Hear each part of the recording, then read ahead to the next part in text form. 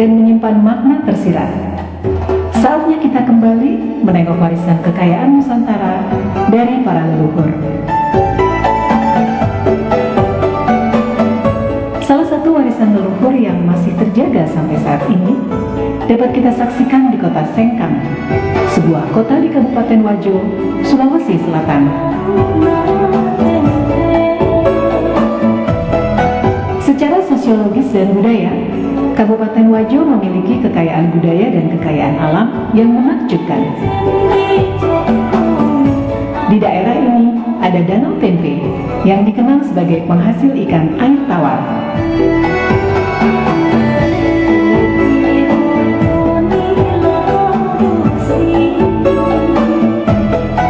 Danau Tempe terbentang laksana cermin raksasa di sisi barat kota Sengkang. Danau ini memiliki pesona alam yang elok dan unik. Perkampungan nelayan tradisional bernuansa Bugis berjajar sepanjang tepian danau. Berjarak 2 km arah timur kota Sengkang, dekat Danau Lampulu, terdapat kampung adat Attakae. Di sana terdapat bangunan duplikat rumah adat Wajo. Salah satu di antaranya yang terbesar adalah Seo Raja atau Istana Raja Laten Ribari.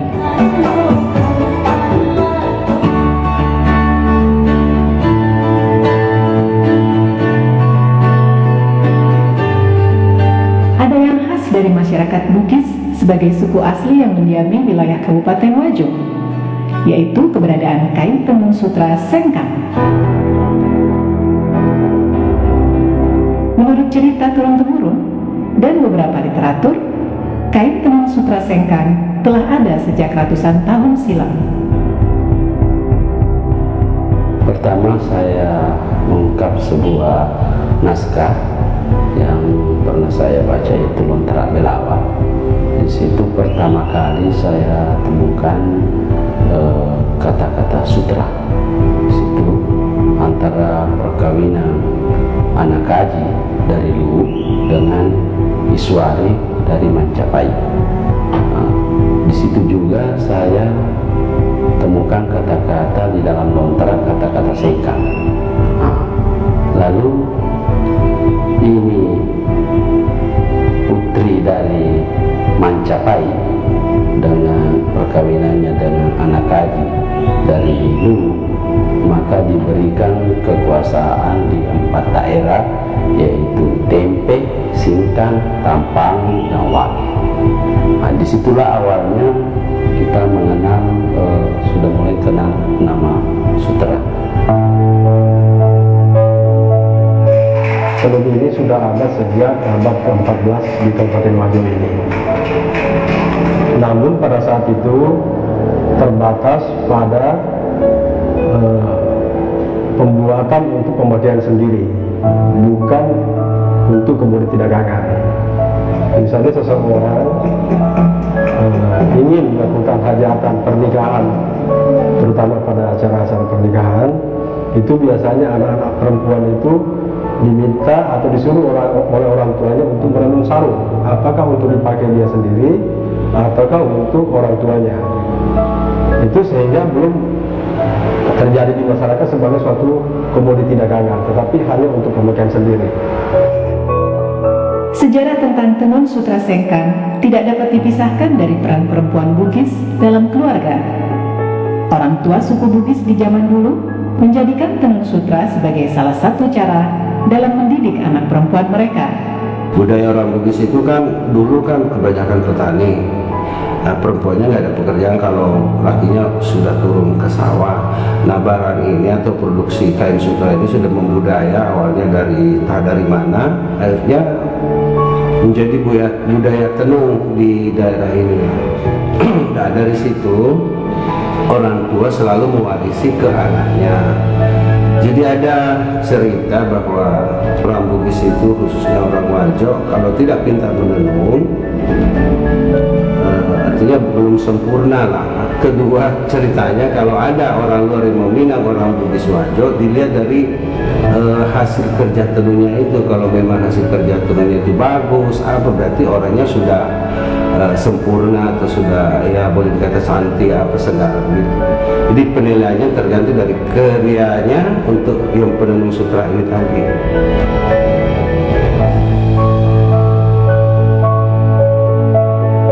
Nah, salah satu cara untuk mendidik anak-anak perempuan di zaman dulu agar supaya perempuan-perempuan ini bisa menjaga diri, terhindar daripada hal-hal negatif, sehingga lebih banyak dianjurkan atau disuruh oleh orang tuanya untuk tinggal di rumah untuk menenun. Nah, sehingga akhirnya menjadi suatu tradisi dan budaya pada masyarakat Bugis, khususnya di Kabupaten Wajo ini, setiap anak perempuan harus pandai menenun. Dalam bahasa lokal, yaitu Bugis, sutra disebut dengan sabbe. Menengok ke masa yang lalu, aktivitas masyarakat Wajo dalam mengelola sutra sudah dilakukan secara turun-temurun, baik dalam skala industri rumah tangga maupun industri menengah.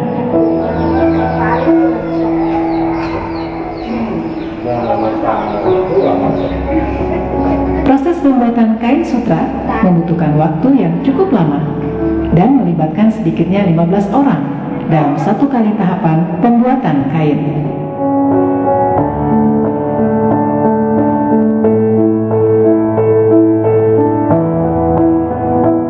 Sebelum menjadi benang sutra, ada proses yang cukup panjang yang dimulai dari peternakan ulat sutra.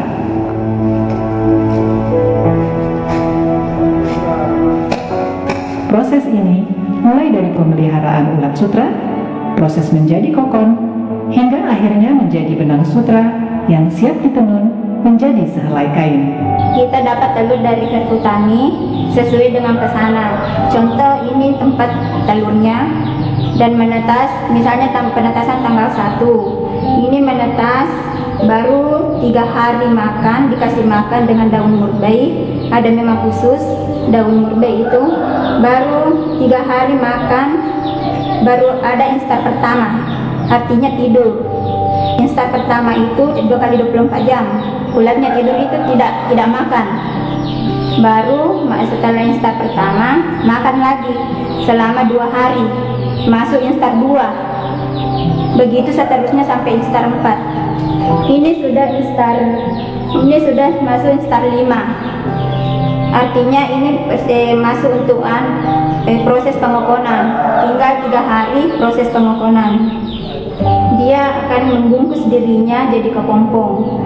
Itu dia mengeluarkan air liur dari mulutnya, itu bikin bundaran untuk membungkus dirinya. Dan bundaran itulah disebut kokon, dan itulah yang jadi sutra.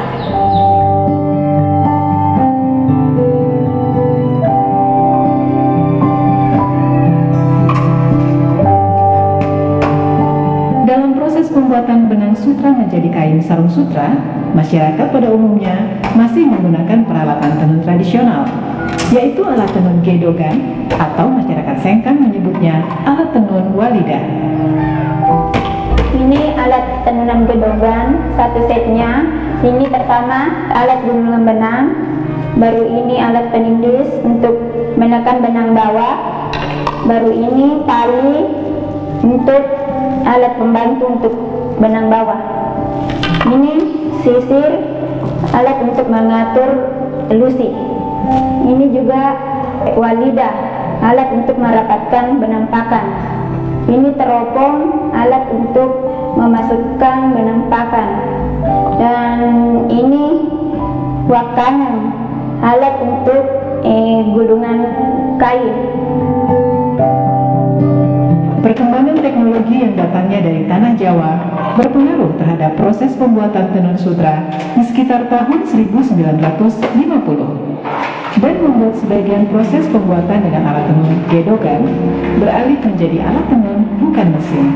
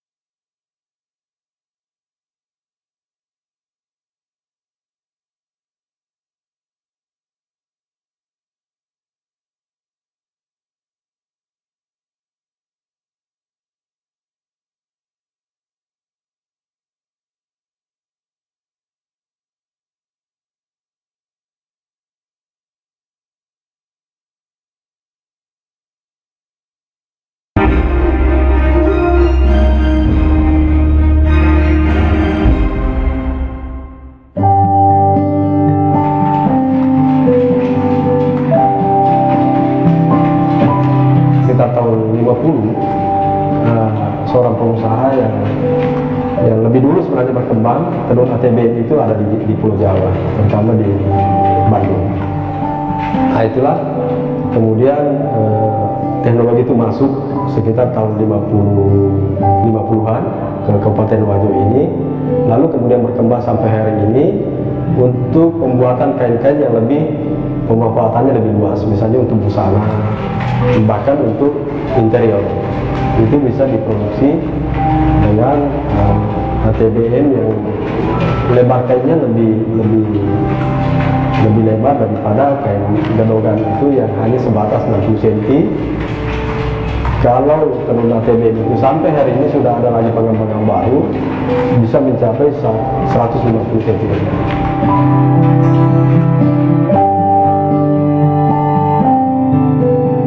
Keberadaan kain tenun sutra Sengkang tidak dapat dipisahkan dari kehidupan sehari-hari masyarakat Wajo. Bahkan di tahun 70-an, tenun sutra seolah mempunyai keistimewaan tersendiri saat hari raya tiba. Tidak hanya itu, sutra Sengkang mempunyai nilai simbolik yang sangat tinggi dalam menerjemahkan hubungan suami istri dalam kehidupan masyarakat Wajo. Secara tradisi kita lihat orang yang baru kawin itu ya, sebelum duduk di pelaminan maka harus dimasukkan dalam satu sarung, yang artinya bahwa dia itu harus rapat ikatannya dan tidak yang sudah mengikat dalam rumah tangganya bagaikan orang di dalam sarung, tidak boleh mengungkap rahasia rumah tangganya walaupun kepada siapa, karena sudah masuk dalam satu sarung. Lalu sarung itu dijahit dalam artian sebagai simbolik, tidak ada lagi yang akan membicarakan rahasia, kelemahan dan kelebihan di dalam rumah tangga. Tahun 70-an saya masih dengar semua orang kalau lebaran pasti pakai sarung sutra. Kalau hari lebaran itu bunyinya sarung sutra, kalau di masjid orang berdiri untuk salat semua pasti terbunyi kedengaran sebagai kain sutra. Dan saat itu juga orang pada pakai sutra sebagai pakaian salat Idul Fitri. Lalu yang kedua yang saya lihat, orang Wajo itu biar sebagai ibu rumah tangga dia memenuhi kebutuhan suaminya, memasak, memelihara anak, juga dia masih melakukan aktivitas itu dan tidak ada yang terabaikan, semua jadi. Kain tenun sutra Sengkang mempunyai ciri khas yang membedakannya dengan tenun sutra dari daerah lain, yaitu warna yang terang dan mencolok. Warna kain tenun ini pun menjadi makna tertentu dan penanda tersendiri dalam kehidupan masyarakat Wajo. Kalau berbicara masalah warna, memang ada peruntukan tertentu bagi pemakaian warna itu. Misalnya saja seorang gadis itu biasanya memakai sarung balongan kotak-kotak kecil dan halus dan terdiri dari warna tua muda. Pada umumnya memakai warna pink terang dengan pink muda, ataukah hijau daun dengan hijau muda, dan seterusnya. Berbeda kalau perempuan itu sudah berkeluarga, itu juga memiliki ciri warna tertentu, ataupun laki-laki yang masih lajang belum menikah. Nah, sehingga pemanfaatan sarung itu pada zaman-zaman yang lampau, pada umumnya keluarga-keluarga jika menghadiri undangan membawa serta keluarga-keluarganya. Jika suatu keluarga memiliki anak laki-laki, itu dibawa serta dalam suatu acara pesta pernikahan dan dipakaikanlah sarung yang menandakan bahwa si anak ini masih bujang. Di keluarga lainnya juga mungkin membawa anak gadisnya yang juga memakai sarung yang menandakan bahwa dia masih gadis. Ya, sehingga kadang-kadang terjadi perjodohan setelah acara itu, karena pada saat berkumpul orang-orang sudah bisa melihat, oh si keluarga ini memiliki anak laki-laki yang masih bujang, keluarga ini masih memiliki anak yang masih gadis. Jadi ada warna khusus untuk kalangan bangsawan, warna hijau keraton, kalau di sini kan hijau datu, itu dikhususkan untuk kalangan bangsawan. Ada warna kuning, ada warna merah, ada warna ungu. Itu ada tempat-tempatnya bahwa kalau warna ini, kalangan ini yang bisa umur sekian yang bisa pakai. Itu dulu. Tapi sebagian sekarang masih daerah di Tanah Bugis masih pertahankan itu. Sebagian juga tidak pertahankan lagi. Selain warna, motif khas kain tenun sutra sengkang juga menjadi ciri khas yang telah ada sejak ratusan tahun silam. Meski seiring berjalannya waktu, motif-motif ini mengalami modifikasi. Sebenarnya motif-motif yang tercipta itu tidak terlepas daripada karakter orang Bugis Suharjo itu yang berada dalam pemerintahan yang demokratis, walaupun pemerintahan itu kerajaan. Itu yang tercipta di masyarakat karena begitu leluasanya, begitu bebasnya orang mencipta, sehingga tidak ada batasan bagi mereka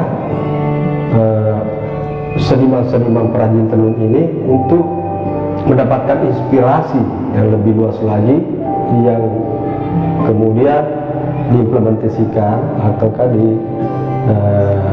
dibuat dalam bentuk motif pada tenunan itu. Yang mencirikan kekhasan daripada lipat sambe atau sarung sutra sengkang itu terletak pada tumpalnya. Tumpal itu biasanya berbentuk garis-garis vertikal ataupun berbentuk motif kembang, tetapi pada umumnya dan harus dalam hitungan ganjil. Misalnya kalau dia garis vertikal, perhitungannya pasti selalu ganjil, dan di tengah-tengahnya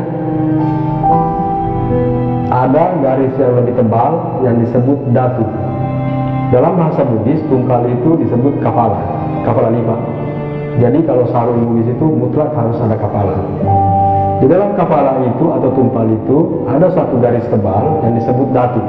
Itu tidak boleh sama ukurannya dengan garis-garis yang ada di sampingnya. Begitupun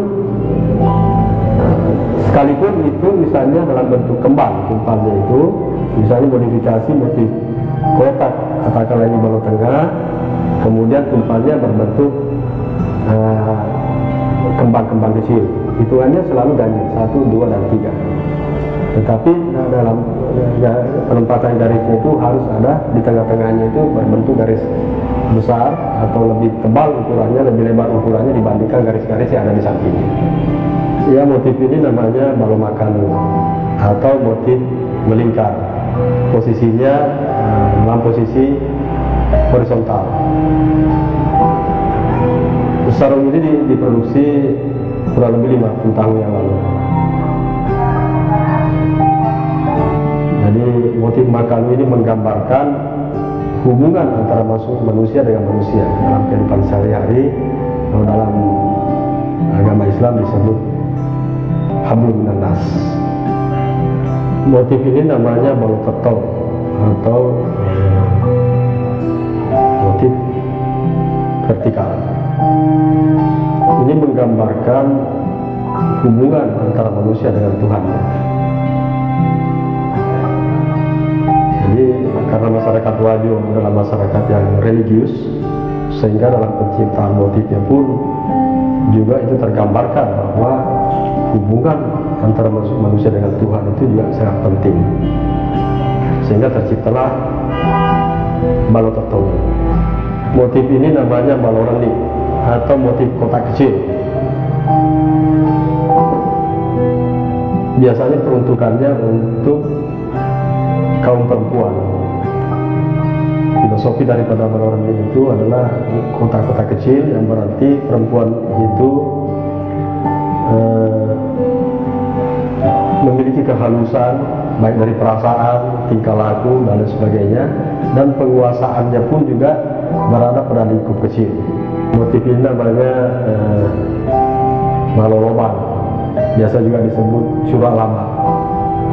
Artinya terdiri dari paduan motif-motif yang berbentuk kotak yang lebih besar. Motif ini namanya motif atau balom mapagiling. Teknik menurunnya dipadukan dua teknik sekaligus. Ini teknik terung ikat dengan teknik subi.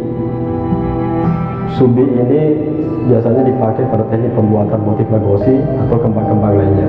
Mirip dengan teknik songket yang digunakan di Sumatera atau Kalimantan. Selain motif-motif yang memiliki filosofi yang syarat dengan adat istiadat, ada juga motif lagosi yang beberapa tahun belakangan mempunyai tempat istimewa bagi para pecinta kain tenun sutra sengkang. Motif lagosi diibaratkan sebagai perlambang cinta dan harga diri seorang perempuan Bugis. Motif lagosi itu terjadi sekitar tahun 1930. Ketika itu secara besar-besaran masyarakat Wajo, kaum lelakinya itu banyak yang merantau, mungkin misalnya ke Malaysia, ke Sumatera, di Kalimantan dan daerah-daerah lainnya. Nah, sehingga perempuan-perempuan yang ditinggal oleh suami untuk menjaga diri itu melakukan aktivitasnya kebanyakan di rumah dengan menenun. Dari situlah kemudian muncul inspirasi, kerinduan mereka akan kembalinya sang suami, maka ditenunlah motif-motif lagosi itu yang berbentuk setangkai kembang. Itu perlambang cinta yang terus dijaga sekalipun bertahun-tahun ditinggal oleh suami. Menjaga kesucian, menjaga harga diri seorang perempuan, saya kira di seluruh Indonesia adalah harga mati juga.